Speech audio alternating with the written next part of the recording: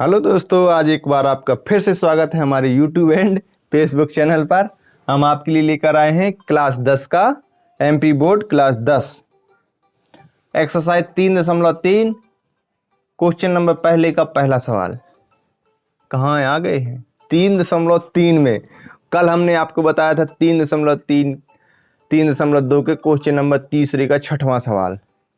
आज हमारा टारगेट है 3.3 का पहला सवाल।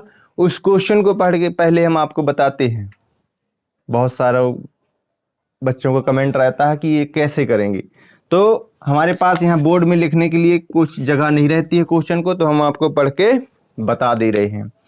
क्वेश्चन कहता है दिए गए समीकरणों को हल कीजिए। दिए गए समीकरणों को हल कीजिए। विलोपन और प्रतिस्थापन में से आपको कौन सी विधि अच्छी लगती है, उस विधि का उपयोग करना है। तो ये तो आप अच्छी तरह से जान चुके हैं कि हमने 3.2 में प्रतिस्थापन विधि अच्छी प्रकार से सीखी है। हर सवाल में प्रतिस्थापन विधि का प्रयोग किया है। तो अब हम इस सवालों में प्रतिस्थापन विधि का प्रयोग नहीं करेंगे, हम हल करेंगे विलोपन विधि से, ताकि हमसे विलोपन विधि और प्रतिस्थापन विधि बनने लगे। सवाल आता है कि इसी सवाल को यदि प्रतिस्थापन विधि से हल कर देंगे तो क्या दूसरा जवाब आएगा, उसका उत्तर आएगा? नहीं। आप चाहे प्रतिस्थापन से करें तब वही उत्तर आएगा, विलोपन से करें तब भी वही उत्तर आएगा, वज्र गुणनखंड विधि से करेंगे तब भी वही उत्तर आएगा। तो आप इस बात को समझ चुके होंगे कि सवाल वही है, लेकिन लगाने का तरीका अलग अलग है, विधियां अलग अलग हैं। तो हमने प्रतिस्थापन विधि सीख चुके हैं, आज हम सीखेंगे विलोपन विधि। क्या सीखेंगे? विलोपन विधि। तो हम यहां पे हल लिखेंगे, वो भी विलोपन विधि से।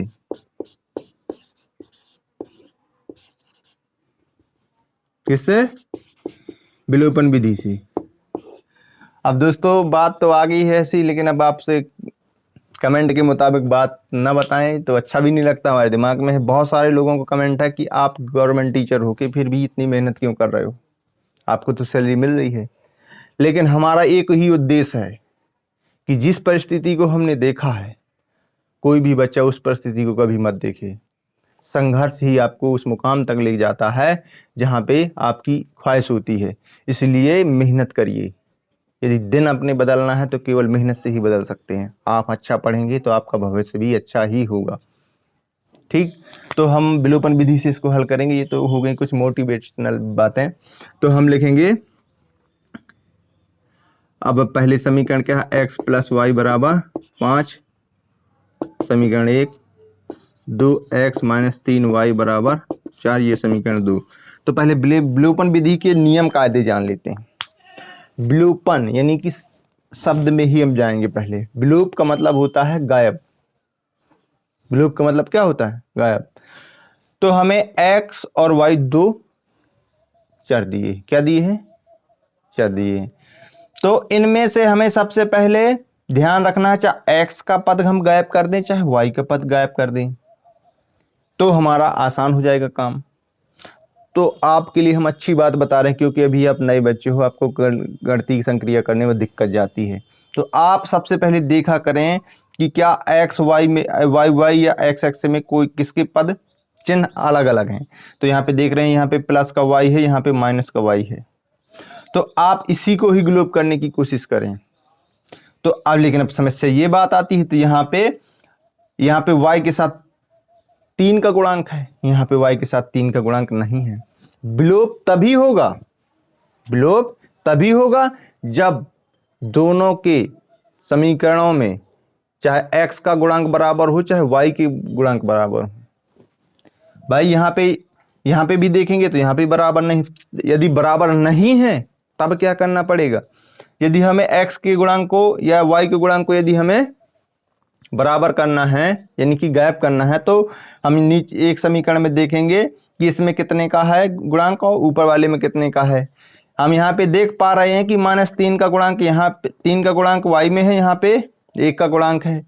तो हम यदि समीकरण 1 में 3 का गुणा कर देंगे पूरे समीकरण 1 में, तो यहाँ भी 3 हो जाएगा, यहाँ भी 3 हो जाएगा। तो जब बराबर हो जाएंगे तो ये गुणांक आपस में गायब हो जाएंगे, यानी कि y का गुणांक आपस में गायब हो जाएगा, y का पद ही गायब हो जाएगा।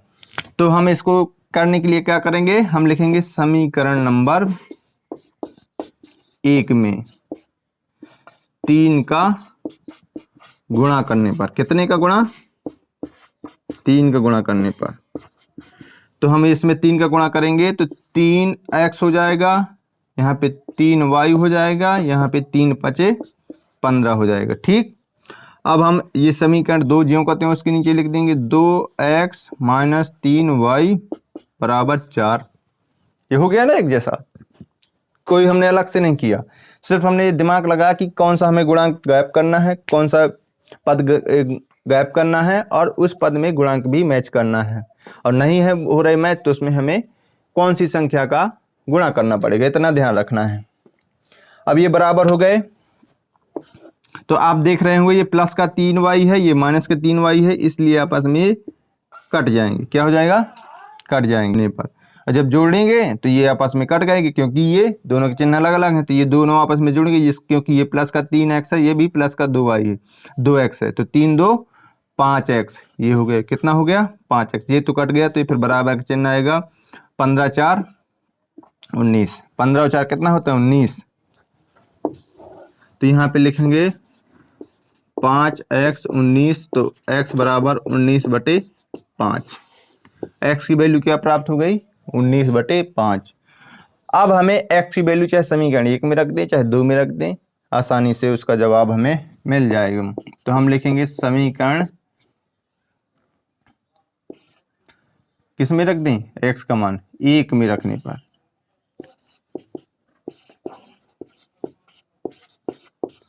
x का मान, तो समीकरण 1 क्या है, x प्लस y बराबर 5, तो x का मान क्या है 19/5 प्लस y बराबर 5।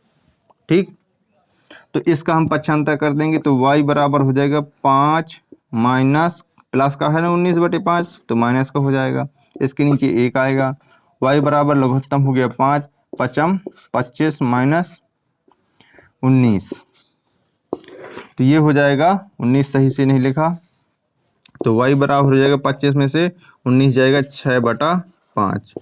इस प्रकार से हमें x और y के मान प्राप्त हुए, अतः x बराबर 19/5 और y बराबर 6/5।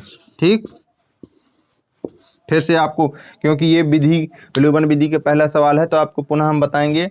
सबसे पहले हमारा विलोपन विधि में दिमाग ये रहना चाहिए कि हमें कौन सा पद x का गायब करना, y का गायब करना है, एक दिमाग निश्चित कर लो।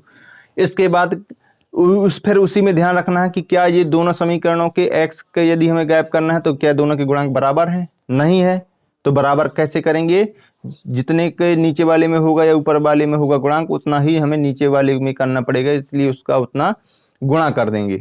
ठीक, और फिर हमें यहाँ पे लिख देंगे, यदि चिन्ह अलग अलग हैं तो सीधे जोड़ने पर, और जो यदि एक जैसे हैं तो घटाने पर चिन्ह परिवर्तन हो जाएंगे। ठीक, और आगे हम जोड़ घटा लेंगे और x और y के मान प्राप्त कर लेंगे।